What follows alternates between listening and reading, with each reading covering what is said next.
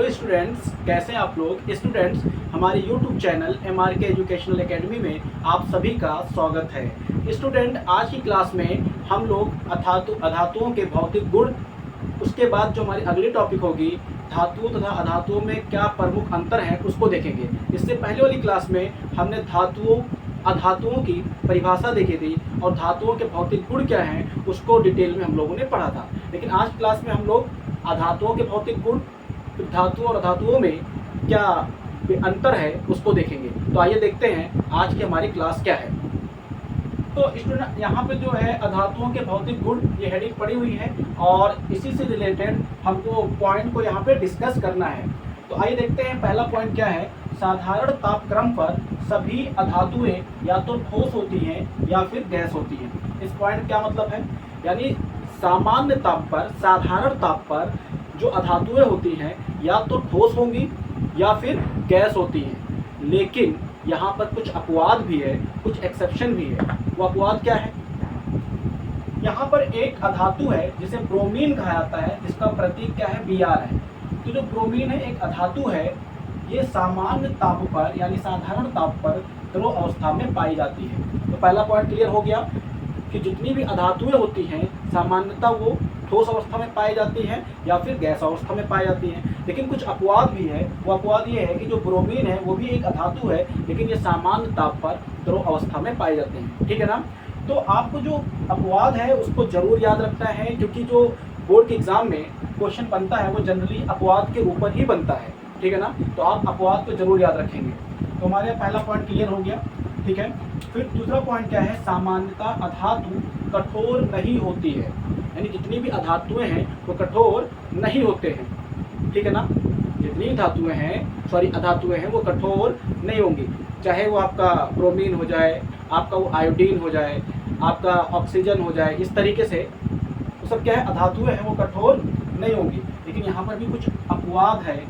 हीरा सबसे अधिक कठोर प्राकृतिक पदार्थ है, यानी कि नेचर में, प्रकृति में सबसे ज़्यादा अगर कोई कठोर पदार्थ है तो वो हीरा है। और हीरा कैसा होता है, अधातु है, यानी हीरा क्या है, एक अधातु है। और ये जो हीरा है ना, वो कार्बन का अपरूपक होता है, यानी कार्बन का एक प्रकार होता है। जो हम लोग चैप्टर नंबर 4 पढ़ेंगे, कार्बन और इसके यौगिक, तो उसमें हम लोग पढ़ेंगे कि अपरूपक क्या होता है या अपरूपण क्या होते हैं। बस यहाँ पर एक पॉइंट यूज हो गया, इसलिए मैंने बता दिया है कि जो हीरा है वो कार्बन का एक अपरूपक होता है। और हीरा कैसा है, हीरा क्या है, एक अधातु है। और प्रकृति में सबसे ज़्यादा अगर कोई कठोर पदार्थ है तो वो हीरा है। तो सेकंड पॉइंट को फिर से मैं डिस्कस कर दे रहा हूँ। सामान्यतः अधातु कठोर नहीं होते हैं या कठोर नहीं होती है। ठीक है ना, कठोर नहीं होते हैं। लेकिन हीरा एक ऐसा अधातु है जो प्रकृति में सबसे ज़्यादा कठोर पदार्थ है। ठीक है ना। तो ये भी अपवाद याद रखेंगे, इम्पोर्टेंट है। आपसे पूछा जा सकता है कि अधातुओं में सबसे कठोर कौन सी अधातु होती है, तो आप बताएंगे हीरा। ठीक है। फिर तीसरा जो पॉइंट है, तीसरा पॉइंट, सामान्यतः अधातुएं विद्युत तथा उष्मा की कुचालक होती हैं। यानी जितनी भी अधातुएं हैं, अगर हम माने तो जितनी भी अधातुएं हैं, ना तो उष्मा का प्रवाह होता है उसमें और ना ही उसमें विद्युत का प्रवाह होता है। ठीक है ना। हम कह सकते हैं कि वो विद्युत या उष्मा की कुचालक होती हैं, यानी उसमें ना उष्मा प्रवाहित होगी और ना ही विद्युत प्रवाहित होगी। ठीक है। मान लीजिए ये अधातु है, ठीक है ना, अगर आप इसको गर्म करेंगे तो ये वाला सिरा गर्म नहीं होगा, यानी अगर ये गर्म नहीं हो रहा, इसका मतलब यहाँ से उष्मा यहाँ तक नहीं पहुँच पा रही है। ठीक है। और ना ही इसमें विद्युत का प्रवाह होगा। ठीक है। लेकिन यहाँ पर भी कुछ अपवाद है, जैसे ग्रेफाइट का आपने नाम सुना होगा। ग्रेफाइट क्या है, एक अधातु है और ये भी कार्बन का एक अपरूपक है। ठीक है ना। तो ग्रेफाइट क्या है, एक अधातु है और ये किसका अपरूपक है, कार्बन का अपरूपक है। लेकिन ग्रेफाइट के अंदर धारा प्रवाहित होती है। ठीक है ना। तो यहाँ पर एक अपवाद है, जो ग्रेफाइट है, ग्रेफाइट ये भी एक अधातु है, लेकिन इसके अंदर विद्युत का प्रवाह होता है, यानी ये विद्युत का सुचालक होता है। तो याद रखेंगे, सामान्यतः सभी अधातुएं विद्युत तथा उष्मा की कुचालक होती हैं। क्या होती हैं, कुचालक होती हैं। लेकिन अपवाद स्वरूप अगर हम बात करें तो जो ग्रेफाइट है वो विद्युत की सुचालक होती है, यानी उसके अंदर विद्युत का प्रवाह होता है। ये पॉइंट याद रखेंगे। आइए हम फोर्थ पॉइंट को डिस्कस करें। सामान्यतः अधातुओं में चमक नहीं होती है। जनरली अगर देखा जाए तो जितनी भी अधातुएं हैं, जिसे इंग्लिश में नॉन मेटल बोला जाता है, उसमें कोई शाइनिंग नहीं होती है, उसमें चमक नहीं होती है, ठीक है ना। वो मतलब उसके अंदर धुंधलापन होता है, शाइनिंग बिल्कुल नहीं होती है, या हम ऐसे बोलें तो उसमें चमक नहीं होती है। लेकिन यहाँ पर भी एक अपवाद है, जो आयोडीन है वो भी एक अधातु है, एक नॉन मेटल है, लेकिन वो कैसा होता है, चमकीला होता है। जबकि हम क्या बता रहे हैं, अधातुओं में चमक नहीं होती है। लेकिन कुछ धातु ऐसी है जिसको हम आयोडीन बोल रहे हैं, उसमें चमक होती है। तो ये आप अपवाद, मैं बार बार रिपीट कर रहा हूँ, ये आप अपवाद याद रखेंगे। समझता, अधातुओं में चमक नहीं होती, लेकिन आयोडीन जो है, आयोडीन ये चमकीला होता है। ये एक अधातु है, लेकिन ये कैसा होता है, चमकीला होता है। फिर अगर अगले पॉइंट की बात करें तो अधातुओं का गलनांक बहुत कम होता है। यानी गलनांक का मतलब, अगर हम अधातुओं को गर्म करें तो बहुत ही कम ताप पर वो गल जाएंगे, ठीक है ना। यानी इसकी जो मेल्टिंग पॉइंट होती है, मेल्टिंग पॉइंट बहुत कम होती है। इसको गलने के लिए बहुत कम टेम्परेचर, बहुत कम ताप की आवश्यकता होती है। लेकिन यहाँ पर भी कुछ अपवाद है। बहुत सारे ऐसे अधातु हैं जिसका गलनांक बहुत उच्च होता है। जैसे कार्बन की बात कर लें तो इसका गलनांक क्या होगा, बहुत उच्च होगा। तो यहाँ इस तरीके से हमने यहाँ पर 5 पॉइंट को डिस्कस कर लिया है। ऐसे अगर देखा जाए तो और भी बहुत सारे पॉइंट्स हैं जिसको हमने यहाँ पे कवर नहीं किया है, तो हम ऐसे बोल दे रहे हैं, आप अपनी कॉपी में नोट कर लीजिएगा कि जो अधातुएं होती हैं, ठीक है, उसको पीट कर उसकी शीट नहीं बनाई जा सकती, ठीक है। वो भंगुर होती है, यानी आप उसको पीटोगे तो टुकड़ों में टूट जाएगी, वो बिखर जाएगी टूट के, उसकी शीट नहीं बनाई जा सकती। ये भी एक पॉइंट आप नोट कर सकते हैं, ठीक है ना। जो अधातुएं होती हैं उनके तार भी नहीं बनाए जा सकते, यानी उनको तार के रूप में परिवर्तित नहीं किया जा सकता, ठीक है। ये 7वां पॉइंट था। तो इस तरीके से स्टूडेंट्स, हमने अधातुओं के भौतिक गुण को, यहाँ पे भौतिक गुणों का उल्लेख किया है, जो कि एग्ज़ाम के पॉइंट ऑफ व्यू से बहुत ज़्यादा इंपॉर्टेंट है। यहाँ से 2 नंबर के, 1 नंबर के लॉन्ग में या ऑब्जेक्टिव में क्वेश्चन के आने के चांसेस हैं, यानी बहुविकल्पीय प्रश्न यहाँ से बन सकते हैं। स्पेशली जो ये आपका अपवाद वाला कॉन्सेप्ट है, अपवाद वाले जो पॉइंट है, इसको जरूर याद रखिएगा, यहाँ से क्वेश्चन बहुत बनते हैं। तो एक बार फिर से मैं जल्दी से रिपीट कर दूँ, साधारण तापक्रम पर सभी अधातु या तो ठोस होती है या तो गैस होती हैं, लेकिन अपवाद स्वरूप जो ब्रोमीन है वो अधातु होते हुए भी सामान्य ताप पर द्रव अवस्था में पाई जाती है। दूसरा पॉइंट क्या है, सामान्यतः अधातु कठोर नहीं होती है, यानी जो अधातु होती है वो कठोर नहीं होती है। लेकिन हीरा एक ऐसा अधातु है जो सबसे कठोर प्राकृतिक पदार्थ है।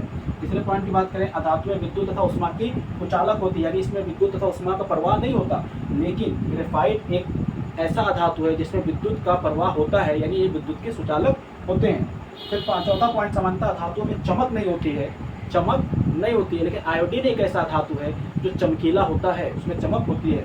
5वां पॉइंट, अधातुओं का गलनांक बहुत कम होता है। बाकी जो 2 पॉइंट हमने डिस्कस किया था उसको भी आप अपनी कॉपी में मेंशन कर सकते हैं। अदरवाइज अगर 5 पॉइंट भी मोर देन सफिशिएंट है, इतना काफ़ी है, ठीक है। तो स्टूडेंट, मैं उम्मीद करता हूँ कि अधातुओं के जो भौतिक गुण हैं वो भी आपको समझ में आ गया होगा। अब आइए हम लोग धातु तथा अधातु में क्या अंतर है उसको देखते हैं। तो धातु तथा अधातु में क्या अंतर है, देखिए उसको अब हम लोग यहाँ पे डिस्कस करेंगे, उसको पढ़ेंगे। तो देखिए, हमने यहाँ पर 2 कॉलम बनाया हुआ है, एक में धातु लिखा है और एक में अधातु लिखा है। धातु को इंग्लिश में मेटल बोला जाता है और अधातु को नॉन मेटल बोला जाता है। आइए अब इसमें इन दोनों में क्या अंतर है उसको देखते हैं। तो अगर आप लोगों ने इसके भौतिक गुणों को देखा होगा अच्छे से, तो आपको अंतर पढ़ने की ज़रूरत नहीं पड़ेगी, यानी आप भौतिक गुणों को ही पढ़कर इन दोनों के बीच में अंतर लिख सकते हैं। यानी धातु का जो भौतिक गुण हमने बताया था, अगर आपने नहीं पढ़ा है तो आप हमारी पिछली वीडियो जाके जरूर देखिए। और आज की इस वीडियो में हमने अधातु की भौतिक गुण तो पढ़ाई ही है, तो धातुओं के अगर भौतिक गुण पता है, अधातुओं के भौतिक गुण पता है, तो दोनों को पढ़ के हम इसके बीच में अंतर लिख सकते हैं। लेकिन अगर आपको नहीं पता है, आप नहीं लिख सकते हैं, तो आइए हम आपको यहाँ पर करके दिखाते हैं। यानी यहाँ पर हमने देखिए लिखा हुआ है, तो धातु सामान्यतः धातुएं जो होती है वो ठोस अवस्था में पाई जाती हैं। जो धातुएं होती है सामान्यतः कैसे होती हैं, ठोस अवस्था में होती हैं। मतलब एकाध को छोड़ दिया जाए, यानी अपवाद वाली चीज़ों को छोड़ दिया जाए, तो जितनी भी धातुएं होती हैं सब कैसी होती हैं, ठोस अवस्था में पाई जाती हैं। अब एक वही मरकरी है जो कि धातु है, तो वो सामान्य ताप पर द्रव अवस्था में पाई जाती है। तो अगर मरकरी को हम हटा दें तो जितनी भी धातुएं हैं सब ठोस अवस्था में पाई जाती है। क्लियर है चीज़ ना? हाँ, वही मरकरी जो है आपका वो द्रव अवस्था में पाया जाता है, ठीक है। लेकिन अगर वही हम अधातु की बात करें तो तीनों अवस्थाओं में पाए जाते हैं, यानी ठोस, द्रव, गैस। जो अधातुएं होती हैं वो तीनों अवस्था में पाई जाती हैं, ठोस में भी, द्रव में भी और गैस में भी पाई जाती हैं, ठीक है ना।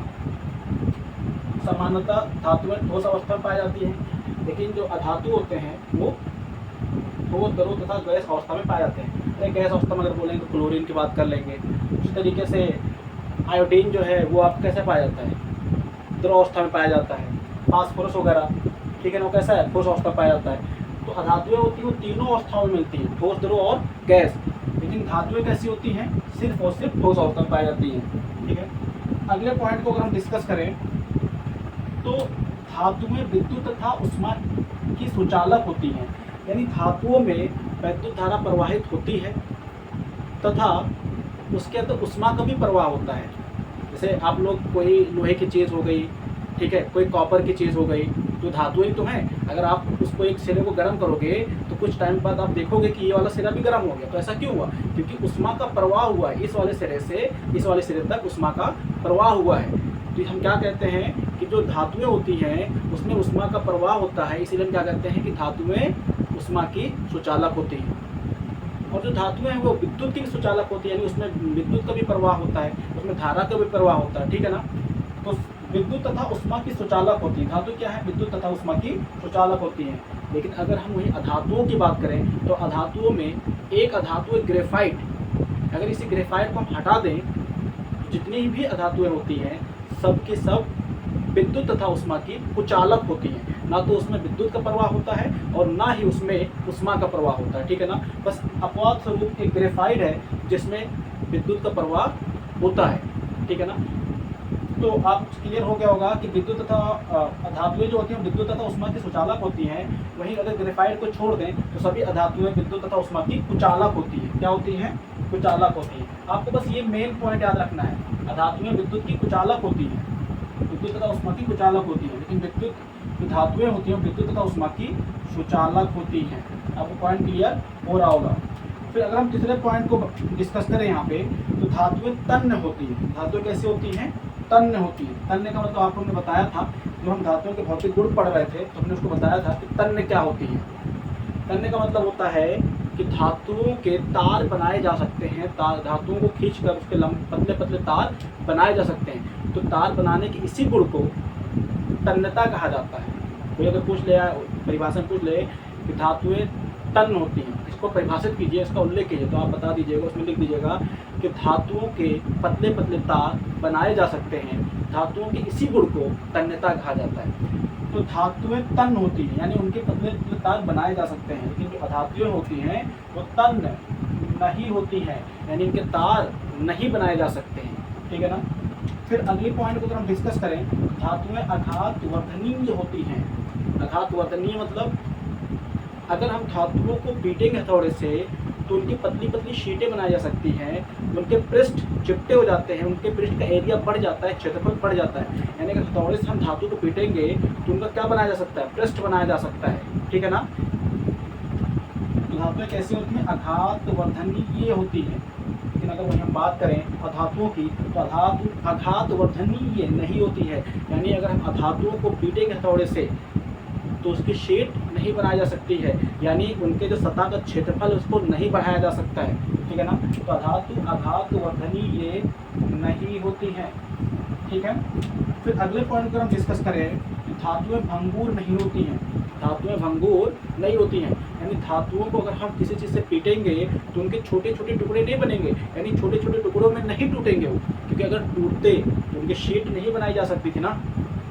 तो हम क्या बोल रहे हैं, धातुएं हैं, अगर उसको आप पीटोगे किसी चीज़ से तो उसको छोटे छोटे टुकड़ों में नहीं टूटेंगी। अगर छोटे छोटे टुकड़ों में नहीं टूटेंगी तो हम क्या कहेंगे कि धातुएं भंगुर नहीं होती हैं। तो धातुएं भंगुर नहीं होती हैं, यानी छोटे छोटे टुकड़ों में, इनको छोटे छोटे टुकड़ों में नहीं तोड़ा जा सकता है। वहीं अगर हम अधातुओं की बात करें तो अधातुएं भंगुर होती हैं, यानी इनको छोटे छोटे टुकड़ों में तोड़ा जा सकता है। अगर हम किसी चीज़ से पीटेंगे, हथौड़े से पीटेंगे तो छोटे छोटे टुकड़ों में टूट जाएंगे, बिखर जाएंगे, ठीक है ना। जैसे ग्रेफाइट है, आपके पास पेंसिल है ना, पेंसिल के अंदर जो ब्लैक वाला होता है ना उसी को ग्रेफाइट बोला जाता है। और वो कैसे वो क्या होती है, अधातु होती है। पेंसिल के अंदर जो ब्लैक वाला होता है वो अधातु है, जिसे हम ग्रेफाइट बोलते हैं। अब उसको आप किसी चीज़ से पीटोगे तो क्या होगा, छोटे छोटे टुकड़े में टूट जाएगा कि नहीं टूट जाएगा। तो छोटे छोटे टुकड़ों में टूट जाना ही क्या कहलाता है? भंगुरता कहलाता है। तो अधातुएं जो होती हैं वो भंगुर होती है, यानी इनको छोटे छोटे टुकड़ों में तोड़ा जा सकता है। ठीक है, अगले पॉइंट को अगर हम डिस्कस करें तो हमारी जो छठी पॉइंट है यानी 6 पॉइंट है, धातुओं में धनायन बनाने की प्रवृत्ति होती है, यानी धातुएं जो होते हैं वो धनायन बनाने की प्रवृत्ति रखते हैं। तो आपको मैंने परिभाषा में ही बताया था कि धातुएं किसे कहते हैं? ऐसे तत्व, ऐसे पदार्थ जो इलेक्ट्रॉन को त्यागते हैं, इलेक्ट्रॉन को निकालते हैं, और इलेक्ट्रॉन को निकालने के बाद उस पर धनात्मक आवेश आ जाता है। उन धनात्मक आवेश की वजह से उन तत्वों को क्या बोला जाता है? धातु बोला जाता है। और धनात्मक आवेश जिस तत्व पे आया है उसको धनायन बोला जाता है। तो परिभाषा अगर आपको नहीं समझ में आई है तो आप पिछली वीडियो जाकर देख लीजिएगा, उसमें हमने डिटेल में इसको पढ़ाया हुआ है कि धातु क्या होते हैं, अधातु क्या होते हैं, धनायन क्या है, ऋणायन क्या है। तो जो धातुएं होती हैं वो इलेक्ट्रॉन त्यागती हैं, इलेक्ट्रॉन निकाल देते हैं, और इलेक्ट्रॉन निकालने के बाद उन तत्वों के ऊपर धनात्मक आवेश आ जाता है, जिन्हें धनायन कहा जाता है। तो जो धातु होते हैं वो धनायन बनाने की प्रवृत्ति रखते हैं, धनायन बनाने की प्रवृत्ति रखते हैं। क्या बनाने की? धनायन बनाने की, यानी इलेक्ट्रॉन निकालने के बाद उस पर धनात्मक आवेश आ जाता है। लेकिन जो अधातुएं होती हैं वो ऋणायन बनाने की प्रवृत्ति रखते हैं। यानी अधातुएं क्या होती हैं? यानी ऐसे तत्व जो इलेक्ट्रॉन को ग्रहण करते हैं, और इलेक्ट्रॉन ग्रहण करने के बाद उस पर ऋणात्मक आवेश आ जाता है, उन्हें क्या कहा जाता है? ऋणायन कहा जाता है। क्या कहा जाता है? ऋणायन कहा जाता है। और उन तत्वों को अधातु कहा जाता है। इसकी परिभाषा हमने बताई थी, यहाँ पे फिर से मैंने रिपीट कर दिया है। तो अधातुएं ऋणायन बनाने की प्रवृत्ति रखते हैं। तो ये 6 इंपॉर्टेंट पॉइंट थे जो धातु और अधातु के बीच में अंतर करते हैं एक दूसरे से, यानी धातु और अधातुओं के बीच में क्या अंतर है, उन सारे पॉइंट हमने 6 पॉइंट को डिस्कस कर दिया है। तो मेरे ख्याल से ये सफिशियंट है बोर्ड के एग्जाम के पॉइंट ऑफ व्यू से। आप इतना तो कम से कम याद ही कर लीजिएगा, और इतना नहीं तो कम से कम 4-4 पॉइंट तो आप याद जरूर रखेंगे, क्योंकि एग्जाम में आपसे पूछा जा सकता है कि धातु और अधातु क्या है, उनको परिभाषित कीजिए और उनके बीच क्या अंतर है उसका उल्लेख कीजिए। या कभी कभी क्या होता है, पूछता है कि धातु तथा अधातु किसे कहते हैं, तो उनके भौतिक गुणों का उल्लेख कीजिए। या फिर ऐसे पूछ सकता है कि उनके रासायनिक गुणों का उल्लेख कीजिए। तो देखिए, प्रश्न किसी भी तरीके का बन सकता है। हम अभी जब इस टॉपिक को कंप्लीट कर लेंगे, यानी इस चैप्टर को जब कंप्लीट कर लेंगे, तो इस चैप्टर से रिलेटेड जितने भी बोर्ड एग्जाम में क्वेश्चन आए हुए हैं, चाहे वो ऑब्जेक्टिव क्वेश्चन हो, यानी कि बहुविकल्पीय प्रश्न हो, या फिर लघु उत्तरीय हो, दीर्घ उत्तरीय हो, सारे प्रश्नों को हम यहाँ पर डिस्कस करेंगे, यानी यहाँ पर सॉल्व करेंगे।